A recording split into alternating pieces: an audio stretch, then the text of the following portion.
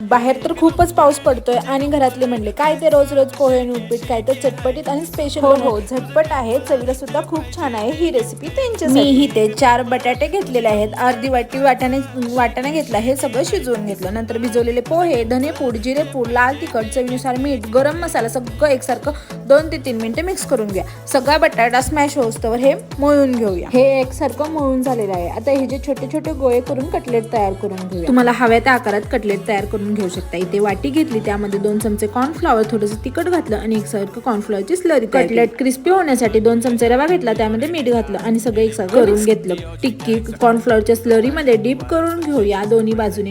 नंतर रव्यामध्ये छान घोळून घेऊया. तवा गरमच करत ठेवूया. तव्यावर थोडंसं तेल घालूया आणि दोन्ही बाजूने टिक्की खरपूस भाजून घेऊया. इथे झटपट अशी आलू टिक्की तयार आहे. कशी वाटली रेसिपी नक्की कमेंट मध्ये. रेसिपी आवडली असेल लाईक करा, शेअर करा आणि चॅनलला सबस्क्राईब करा आणि इंस्टाग्रामलाही फॉलो करा. थँक्यू.